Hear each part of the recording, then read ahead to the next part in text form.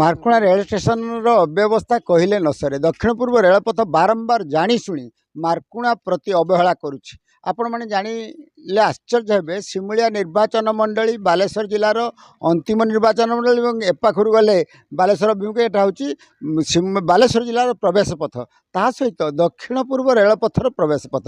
1897 ମସିହାରେ ମାର୍କଣା ରେଳ ଷ୍ଟେସନ ନିର୍ମାଣ କରାଯାଇଥିଲା।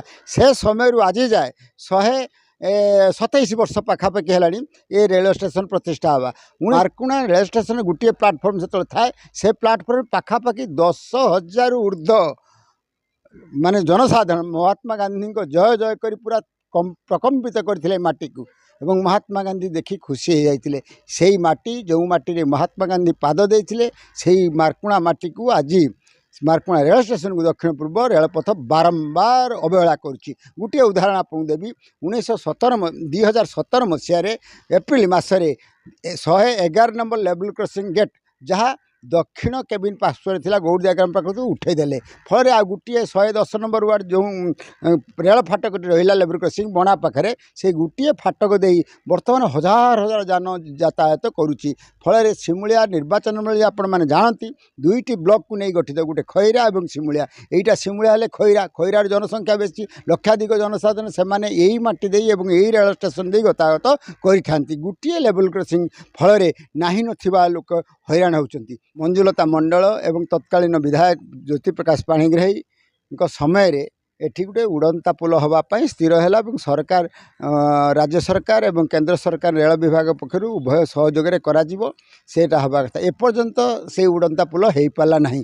ଏବେ ଶୁଣାଯାଉଛି ତାହା ଉତ୍ତର ପାର୍ଶ୍ୱରେ ହେବ କି ଦକ୍ଷିଣ ପାର୍ଶ୍ୱରେ, ତାହା ବି କରା। ଯଦି ଉତ୍ତର ପାର୍ଶ୍ୱରେ ସଫିସିଏଣ୍ଟ ଜାଗା ନାହିଁ, ଦକ୍ଷିଣ ପାର୍ଶ୍ୱରେ ରେଳ ଷ୍ଟେସନର ଦକ୍ଷିଣ ପାର୍ଶ୍ୱରେ ଗୌରଦିଆ ପାର୍ଶ୍ୱରେ ତ ଖୁବ୍ ରାସ୍ତା ଅଛି, ଜାଗା ଅଛି, ରେଳ ବିଭାଗ ଜାଗା, ସେଠି କରାଯାଇପାରନ୍ତା, ତାହା କରାଯାଉ ନାହିଁ। ଆଉ ଗୋଟିଏ କଥା, ଏବେ କରୋନା ସମୟରେ ରେଳ ବିଭାଗ ରେଳ ଚଳାଚଳ ଯେତେବେଳେ କଟକଣା ଜାରି କଲା, ସେତେବେଳେ ମାର୍କଣା ରେଳ ଷ୍ଟେସନରେ ଠିଆ ହେଉଥିବା ହାଉଡ଼ା ପୁରୀ ମଧ୍ୟରେ ଧଉଳି ଏକ୍ସପ୍ରେସ୍ ଏବଂ ହାଇଦ୍ରାବାଦ ହାଉଡ଼ା ମଧ୍ୟରେ ଯାତାୟାତ କରୁଥିବା ଇଷ୍ଟ କୋଷ୍ଟ ଏକ୍ସପ୍ରେସକୁ ଜାଣି ଶୁଣିକି ବନ୍ଦ କରିଦିଆଗଲା।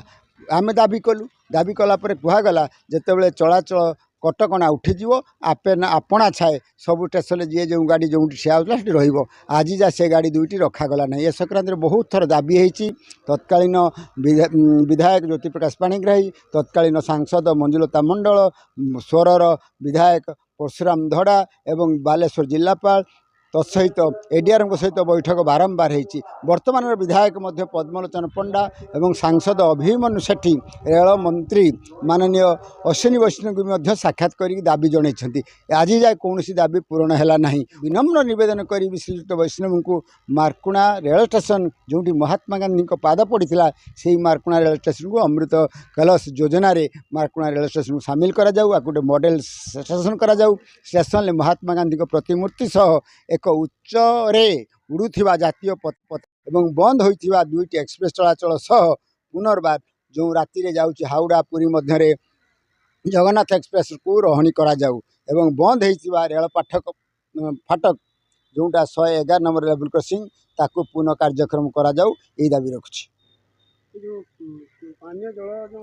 ପାନୀୟ ଜଳ ଯୋଗାଣ କଥା କହିଲେ, ଆଦୌ ପାଣି ବାହାରୁ ନାହିଁ। ରାତିରେ ପ୍ଲାଟଫର୍ମ ଅନ୍ଧାର ରହୁଛି।